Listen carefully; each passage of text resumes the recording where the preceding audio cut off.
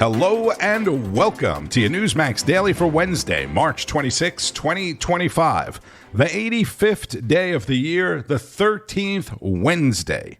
Do people still say hump day? And National Science Appreciation Day, established by Science Saves, marking the anniversary of the polio vaccine on this day in 1953. Where would we be without science? The purpose of the day is to celebrate all scientific achievements and thank people who work in the fields of science and medicine. So if that is you, today is your day, and kudos to you.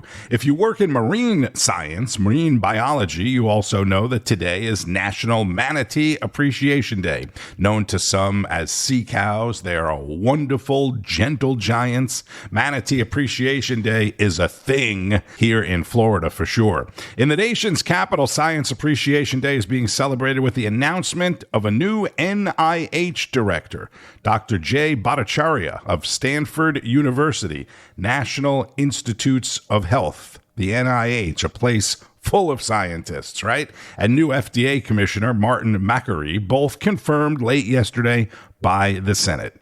President Trump is participating in a Women's History Month event at the White House today. He will speak to reporters, who knows, 2, 3, 4 times today before the day is done. And if you missed it last night, our Greg Kelly sat down with the president at the White House.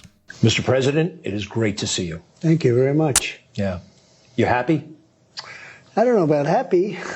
I'm thrilled to be here. We're going to make this a much better country that's suffered greatly over the last 4 years, like nobody can believe, with the border and with the inflation and with all of the horrible things that took place. But we're going to make it great. We had a tremendous 2 months, and I think we're going to make it back where we had it and beyond. President Trump, I want to ask you about something that I think the American people don't know enough about, and that is the attack on you in Butler, Pennsylvania, and the follow-on attack in West Palm Beach. This is something that Dick Cheney said publicly in a video. He said, in our nation's 246-year history, there has never been an individual who is a greater threat to our republic than Donald Trump. He said that in a campaign video for his daughter. His daughter has said equally horrendous things. To me, that was an invitation, quite frankly, to somebody in or out of government to do something bad to you. I think that is possibly a crime. But overall, we don't know enough about what happened. How do you feel about that? Was it possibly government involvement? Well, we don't know. But when I hear a statement like that from a guy that got us into spending think of it, they spent billions and billions, almost $1 trillion in the Middle East, blowing up everything, killing people all over the place, engendering tremendous hatred. What a mess. And then just leave. We leave with nothing. And he got us in along with Bush. It was one of the worst decisions ever made in the history of our country. So when I hear a guy like that make that statement, and, you know, I did something that he couldn't do. He had a certain person that worked for him that they didn't take proper care of. Scooter Libby? Scooter Libby. And Scooter Libby was very badly treated by him and Bush. And he took a fall for them, frankly, and they didn't take care of him. I took care of him. I didn't do it for him. I did it because Scooter Libby was treated very unfairly. But when I hear that stuff, and then the daughter goes out, she runs for office in a state that they virtually owned, and she loses by the largest margin in the history of Congress. You know that? The largest margin, like 44 points or something. And they've got to screw loose. They've got to screw loose. About a month ago or so, you said they were going to brief you on what happened, what they know, the investigation. Yeah. Has that happened? Is there anything you can share with us? And maybe there should be a commission. Maybe there should be something else. So it has happened, and they don't seem to think there was anything other than abnormal people. And I'll assume that's true. They do have a case coming up, a case that a lot of people don't talk about, but it's coming up. Really sort of a third case, I guess you'd say. And so we'll see how that one works out. But, you know, it's a dangerous profession being president, if you look. Race car drivers, think of this, 0.1%. Bull riders, 0.1%. Presidents, I won't tell you the number, but it's big. Yeah. It's a dangerous profession. Why didn't you tell me this? You could have told me this, please. This would-be assassin crooks had apps that they can't get into, foreign, sophisticated. Yeah. All right, let's face it, the national security team was using Signal. And I know you just spoke about that. Yeah. Are you concerned, number one, about anybody on your national security team keeping in touch with a guy like Jeffrey Goldberg? So it suggests that perhaps they've been talking to him. Yeah. It suggests, it doesn't guarantee that, but that seemed kind of weird. Yeah, Goldberg's bad news. It's the Atlantic. It's failing. It's probably going to be out of business soon. And it's a terrible magazine. They made up all sorts of stories about me with standing over the graves of soldiers. There's nobody that treats the military better than me, and they treat me well, too. They showed that in the election. But they write stories. It's such a disgrace. And there are plenty of others also. But Goldberg's a loser. His magazine's a big loser. And what it was, we believe, is somebody that was on the line with permission, somebody that was with Mike Waltz, worked for Mike Waltz at a lower level, had I guess Goldberg's number or called through the app, and somehow this guy ended up on the call. Now, it wasn't classified, as I understand it. There was no classified information. There was no problem, and the attack was a tremendous success. So I can only go by what I've been told. I wasn't involved in it, but I was told by, and the other people weren't involved at all. But I feel very comfortable, actually. You were on the phone that day in the golf club. You were on a hard line. Are you concerned, hey, no more Signal? Or actually... Well, I like hard lines, but the best way is to be in the Situation Room or some other room where you're all together, where you don't have... Anytime you have a line, whether it's air or whether it's hard, there's always a risk that people are listening. A very candid and sincere President Trump in a sit-down interview with our Greg Kelly at the White House. I'm also going to give you some of yesterday's executive order signing ceremony, where Trump was asked about the intelligence leak as well, of course, and we'll hear from National Security Advisor Mike Waltz. But first, more of Greg's terrific conversation with the president. No one has spoken as boldly and with as much truth as you about Ashley Babbitt. It was a bad shooting. My father can tell you that. Anybody. It's a terrible thing. I don't know if you know this, but the Department of Justice right now is still kind of fighting that case. The family of Ashley Babbitt is suing the government, wrongful death. The DOJ right now officially is still opposing that lawsuit, trying to justify it.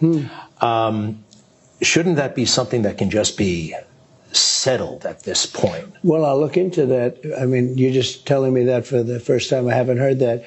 I'm a big fan of Ashley Babbitt, okay? And Ashley Babbitt was a really good person who was a big MAGA fan, Trump fan, and she was innocently standing there. They even say trying to sort of hold back the crowd. And a man did something to her that was unthinkable when he shot her. And I think it's a disgrace. I'm going to look into that. I did not know that, no. And the officer who shot her, Michael Byrd, is still on duty. They gave him a raise, and they gave him a medal, and I believe a promotion. I think it's a disgrace. He's a federal employee. Would you or could you do something I'm going to take a look at it. I'm going to look at that, too. His reputation was, I won't even say, let's find out about his reputation, okay? We're going to find out. But I watched that, and I saw that. And by the way, she was killed, but nobody else was killed. And, you know, the people that went down there, they had no guns. They didn't have guns. There was something to do with the FBI. There was something to do with Antifa and others, and it wasn't mentioned. And there's never been a group of people, I think, with the exception of maybe over the years, a couple of groups were treated pretty harshly, but essentially never treated so badly. And as you know, I let them out with pardons. I know you were very happy. I watch your show all the time. You were extremely happy about it. And plenty of other people were too. People don't realize this whole movement that we have is just it's a very inspiring thing, what's happened to our country. These people are incredible people. They were treated so unfairly, so horribly. Some of them didn't even go into the building. And the judges, the system, the hatred, the vitriol, the prosecutors, the way they wanted to destroy these people would go in and they'd be so proud to go before court, and they'd have a good lawyer, and they'd walk out of court like devastated the way they were treated, devastated, given years in prison. No, but I took care of them. I said I was going to, and I did. President Trump on J6 and the killing of unarmed Air Force veteran Ashley Babbitt. If you watch Greg Kelly's show on a regular basis, you know he has covered this passionately. And Officer Byrd still insists that he saved countless lives by shooting Babbitt, who again was unarmed. The president now says he's going to look further into what's going on at the DOJ. Concerning the case of the Babbitt family, Greg Kelly, if you don't know, also has a Newsmax podcast, the Greg Kelly Reports podcast. I would think that you could hear the entire Trump interview on his podcast today. That's at newsmax.com/listen. If you're not familiar with that page, just scroll down a bit. It's right below me, or search Greg Kelly Reports on whatever podcast platform you use.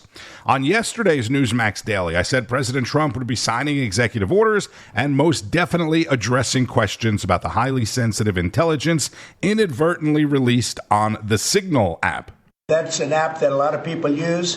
And somebody got on. I mean, happened to know the guy's a total sleazebag. The Atlantic is a failed magazine.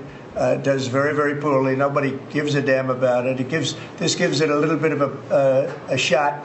And I will tell you this: that they've made up more stories, and they're just a failing magazine. The public understands that. He's a very good man. That man is a very good man right there that you criticize so strongly. He's a very good man. And he will continue to do a good job. That man is National Security Advisor Mike Waltz, who has taken responsibility for the group chat leak. I'll ask Mike. Mike is here. Do you want to respond to that, please? Yes, Mr. President. You asked about lessons. I think there's a lot of journalists in this city who have made big names for themselves making up lies about this president, whether it's the Russia hoax or making up lies about Gold Star families. And this one in particular, I've never met, don't know, never communicated with, and we are looking into and reviewing how the heck he got into this room. But I'll tell you what, the world owes President Trump a favor. Under Biden, global shipping was shut down. Pinprick attacks, months between them, our destroyers being fired upon dozens of times. President Trump took decisive action with his national security team, took out the head missileer, knocked out missiles, knocked out headquarters, knocked out communication sites. And for once, as we hear, as you all hear from every one of our allies, thank God for American leadership again. Thank God for American strength. You're welcome, world. And look, we had a national security team that was coordinating these efforts. As Director Radcliffe testified today, his first day on the job, he was introduced to this app on his government systems at the CIA and at the State Department and otherwise. So, look, this journalist, Mr. President, wants the world talking about more hoaxes and this kind of nonsense rather than the freedom that you're enabling. And a key part of our sovereignty is open sea lanes and knocking the crap out of terrorists, which is exactly what your team and Pete Hegseth, a good friend and fellow veteran, is leading the charge on. And it's an honor to be part of it. Very successful. That's National Security Advisor Mike Waltz. And what's interesting is in the audio I played yesterday of Jeffrey Goldberg, he said that he knows Waltz and they've communicated before. And Mike Waltz just said that he doesn't think he ever met Goldberg and doesn't really know who he is. And by the way, this morning, right now, as I'm recording this, Mr. Goldberg is on TV saying that he's going to release, or he is releasing, the full text exchange, the full text thread. And this is what Defense Secretary Pete Hegseth said when asked about it in Hawaii. Nobody's texting more plans. I know exactly what I'm doing, exactly what we're directing, and I'm really proud of what we accomplished, the successful missions that night and going forward. Here's what some Democrats are saying. For the Defense Secretary to coordinate war plans in such a haphazard and dangerous way puts our national security, our troops, and every single American at risk. The Senate, as well as all relevant authorities within the executive branch, must investigate this incident fully. I think there needs to be an investigation and people should be held accountable. All right, more hearings, and they'll probably establish another investigative committee, a partisan investigative committee of the signal leak. That was Senator Chuck Schumer, of course, and Senator Mark Kelly. You know, the tree-hugging green energy supporter who just bought 2 big gas-powered SUVs in protest of Elon Musk and Tesla. More from Rob Schmitt.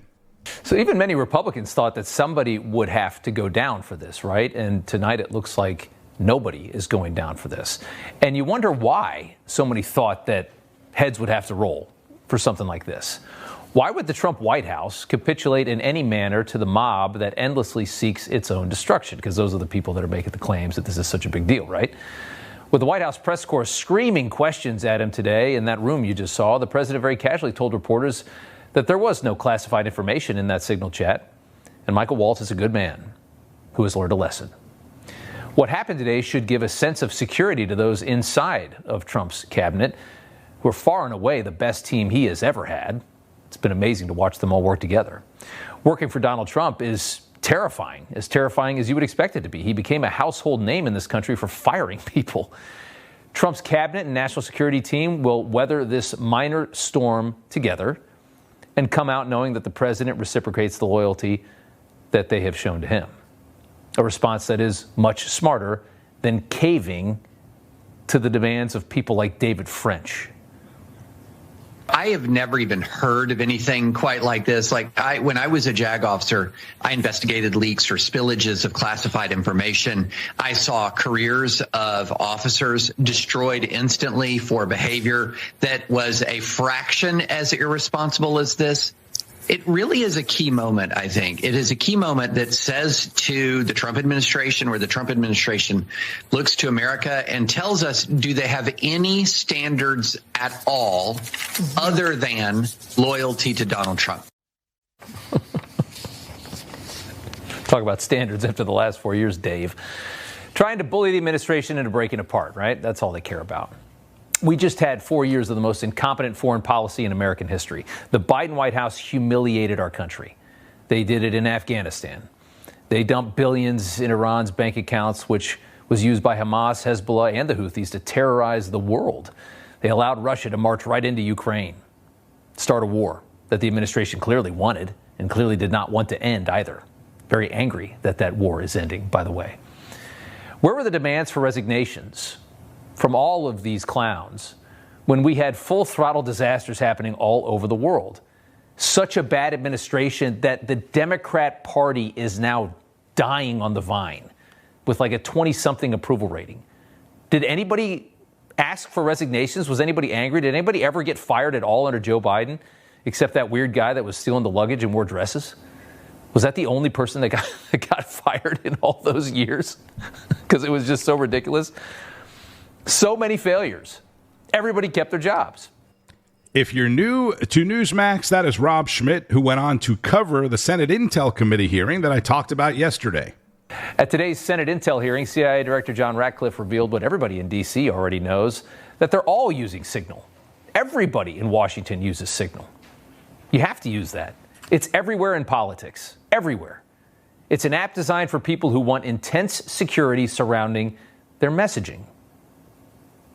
That's what it is. Works very well. If you don't accidentally invite, Jeffrey Goldberg into it. Ratcliffe says that Signal, which is what they're really all mad about. They're not mad about accidentally inviting Goldberg in, right? They're saying that it's so insecure and, oh my God, you could have invited the Houthis in or something. It's pretty ridiculous, the narrative they're trying to spin on this. But Ratcliffe says it was already installed on his workstation. Signal was already installed on his workstation when he arrived to run the CIA.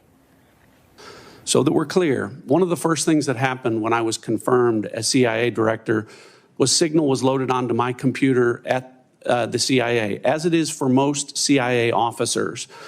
One of the things that I was briefed on very early, Senator, was by the CIA records management folks about the use of Signal as a permissible work use. It is. That is a practice that preceded the current administration. The CIA tells its staffers, hey, be careful with what you text around. Use this app. Be careful. Now, obviously, it's not a SCIF. It's not a secure location. But there's also, at the same time, no evidence that any secure information, any classified information was released in this chat. So this is really, honestly, very likely to be a complete non-story that they're spinning into Watergate. A lot of the outrage, most of the outrage over this is totally manufactured. Many of the people screaming have shared deeply sensitive things on Signal, and they know they have.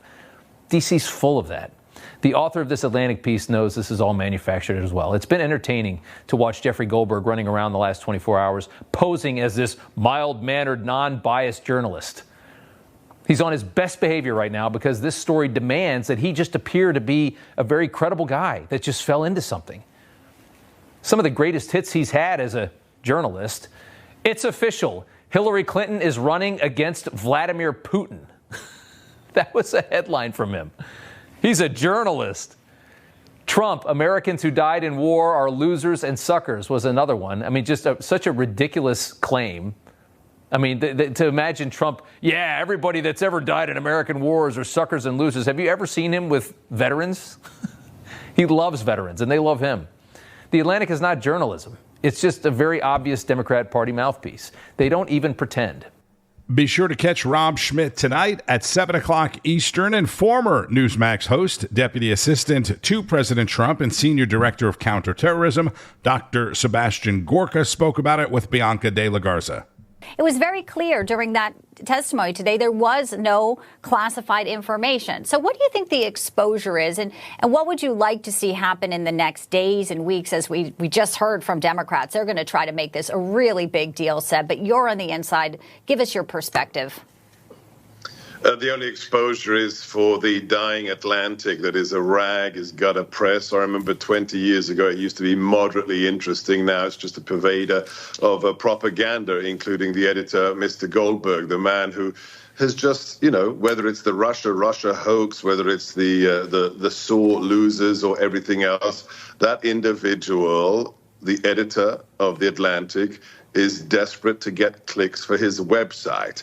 As John Radcliffe, the director of Central Intelligence, stated maybe 60 minutes ago during that hearing, his first day at Langley, he had Signal was installed on his computers. Why? Because government employees can use it. It is an end-to-end encrypted communications platform. And if you're not using it for anything that is classified, you are well within your bounds to coordinate policy on that platform. And to quote the great Pete Hegseth, no war plans were shared on that platform. So it's just a desperate rag, a gutter press filth magazine trying desperately to get attention as the Trump administration deals death to the enemies of the United States and her allies and partners. It's really that simple. Sebastian Gorka on Newsmax. And while the Democrats are all up in arms over this, they have still not said anything about their fellow Democrats invoking violence against Tesla, Elon Musk, or their out-of-control, unacceptable representative from Texas. I hate to give this woman and this story any time on the podcast, but this is what people are talking about. This is from This Morning's Wake Up America with Charla McBride and Allison Maloney. Hogan, I'll start with you. So she had this whole excuse that she put out there on X of what she really meant when she said Governor Hot Wheels. I'm not buying it at all. I think this is despicable. I said it in the last hour. I think she should no longer be a member of Congress. I think her language is that of a bully. I have a lot of opinions about this Congresswoman, and I know that if I lived in Dallas County, Texas, I wouldn't want her as my representative. What's your reaction to what she said? It's just despicable. It's disgusting. It's offensive. It's so wrong on so many levels. She's not serious as a person, as a congresswoman. She has no solutions or anything like that. And in fact, this is one of the reasons the Democrat Party remains in the wilderness, is because it's not the messaging, it's the policies. They keep holding on to the things that got them defeated in the last election, that have proven to have failed the American people. And now her latest attack is on a person who is in a wheelchair, who used to be out running, who was out running, and a tree fell on them and they became paralyzed from the waist down. And she's using her time to mock somebody in that condition, knowing good and well if this were reversed, all we'd hear about is the hateful, cold hearts of Republicans, et cetera. This lady has ruined any chance of the Democrats gaining any traction, moving back into the hearts and minds of the American people with comments like that and policies she's held in the past and holds today. I hope they step up and speak out about how egregious this is on the Democrats' side and not make any excuses for her or not give her a pass. Yeah, Mark, this comes after this Congresswoman already, she's got plenty of backlash. Remember last week she suggested that, Elon Musk should be taken down. It was her birthday. She was so happy if that would happen, with the stocks. She's not only, talking about Governor Abbott, but every time she goes on, she's swearing when she's in front of an audience, which seems to be the theme of Democrats lately. And she keeps getting booked on these shows, MSNBC and CNN, mainly so they want her to come on because she's going to say something outrageous. Is this the future of the Democratic Party? Because a lot of Republicans say, keep doing that. Keep doing that. You're digging your own grave. Yeah, it's the present of the Democrat Party. You can dress these people up, but you can't take them anywhere. This is what happens when social media influencers run for Congress. All she cares about is how much attention she can garner for herself. She's standing in front of a sign that says Human Rights Campaign, and she's making fun of a paraplegic who, let's face it, should be an inspiration because he didn't go off and sink away in depression. He became one of the most popular and one of the most effective governors we have in the face of danger. Yes, you're right. She said Ted Cruz should be punched in the face hard. Elon Musk needs to be taken down. There were 3 incendiary devices found at a Tesla dealership in Austin, Texas, her home state, just a couple of days after that. So as long as these people keep getting attention and as long as the Democrat Party is devoid of any thought or debate or agenda or common sense, people like Jasmine Crockett and Al Green and Maxwell Frost and a whole slew of them are going to continue to rise to power. And unfortunately, we're going to be talking about these people for at least a couple more years. Former national radio host Mark Kaye on Wake Up America this morning. Mark and I both actually worked together here in Florida for Cox Media for years. I know a lot of people miss hearing him on the radio. And let's squeeze in one more segment with Congresswoman Marjorie Taylor Greene, who's holding a hearing today concerning radio and TV. This was on yesterday's Chris Salcedo Show. Conservative, Republican, and independent voters are tired of being forced to fund left-wing fake news. Joining me now is conservative America First Congresswoman from Georgia, Marjorie Taylor Greene. It's great to see you, Congresswoman. You are the chair of the DOJ Congressional Subcommittee. It's holding a hearing tomorrow. Executives from PBS and NPR are going to face some questions about taxpayer support for obviously left-wing slanted news. What's the objective of the hearing? Thank you for having me today. I'm looking forward to holding the hearing tomorrow at 10 a.m., where we will be shining an intense spotlight on how Americans' hard-earned tax dollars have been used by PBS and NPR and the type of public broadcasting programs and radio shows they have been pushing across the country for decades. It has leaned further and further left, so much so that they now have drag queen story time instead of good old Sesame Street. They are now part of transing children, brainwashing children about gender, which proved to be one of the most important issues in the 2024 presidential election. That was a big loser for Democrats. But we look forward to having Ms. Marr, and we look forward to talking to her about what truth really is and how important it is to the American people, especially when their tax dollars are being used. Well, Congresswoman, if I claim that I, or liberty-loving Latino, should get taxpayers' subsidies for my conservative show, the Democrats would raise the roof and they would never allow it. Why then are Republicans and conservatives and independents obligated to fund left-leaning fake news? Well, that's a great question. We know that Democrats hate conservative media because they've been trying to shut down talk radio for years. They would never want you to receive public funding for your program to put your message out. And this is also why they shouldn't receive taxpayer funding for their programs to put their message out. We're a big believer in the private business industry. So we support these radio stations and these TV channels to be able to carry on with business as usual. We also support the First Amendment. We support their right to be able to, publish their message, put their broadcasting and their programs out. But we don't think the American people should be taxed to pay for it. And I think that's what we need to have these two executives come forward and talk about why public funding is necessary for them and how they've used this money in the past. Yeah, amen to that. I can hardly wait to see the results from tomorrow's hearing. Congresswoman Marjorie Taylor Greene on the Chris Salcedo Show. Chris also asked her about the violent rhetoric of her congressional colleague in the House. Democrats, as you know, Congresswoman, have a long history of promoting violence in this country. In my view, the reason they get away with it is the timidity of Republicans, like Mitch McConnell, John Cornyn, Liz Cheney, and others. Doesn't that need to change to protect our people? Yes, absolutely. There's some of us up here on the Hill that are taking Jasmine Crockett's words very seriously. That's why I had a conversation with our great Attorney General, Pam Bondi, specifically about Ms. Crockett and investigating her and holding her accountable to her threats of violence, her support of domestic terrorism against Tesla, her support of death threats against Elon Musk, and basically, let's be honest, her disgusting comments insulting anyone and everyone that lives their life in a wheelchair and what she said about Governor Abbott. I myself, I have to tell you, I think Jasmine Crockett is the best spokesperson and the best face for the Democrat Party because I'm very serious about winning elections in the midterms and the next presidential election. So I say we let Jasmine Crockett keep talking and let the Democrats have to embrace her or take her down as the face of the party. You know what? I'm right there with you, Congresswoman. Let her keep talking. That's the best medicine. Let everybody see what the modern Democrat stands for.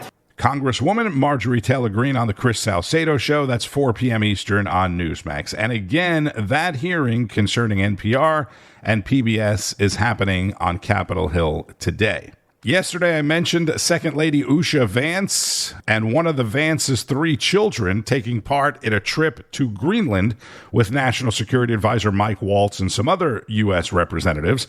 After having lunch with the president yesterday, Vice President J.D. Vance announced that he will also be a part of the delegation going to Greenland this week. And Republican lawmakers are promoting a bill that would limit the power of district judges to impose nationwide injunctions like the ones that we've seen the last 2 weeks.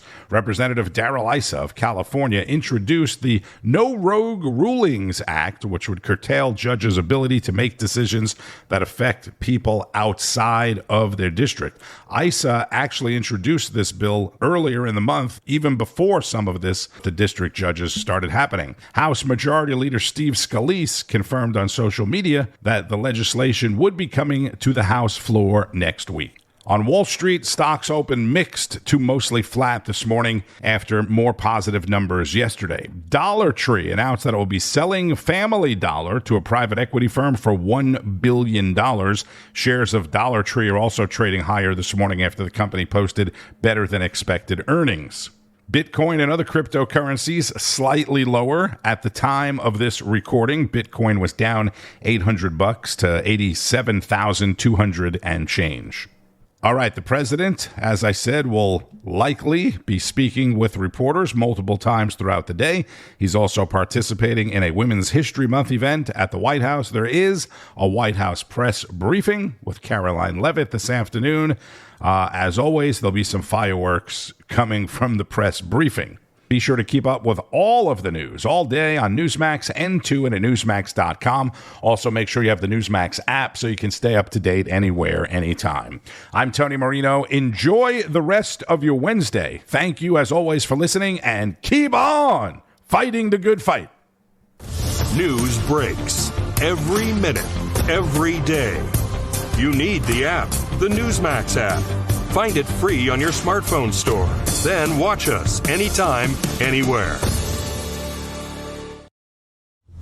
Information. Truth. Is freedom. Is Newsmax. It's real news for real people.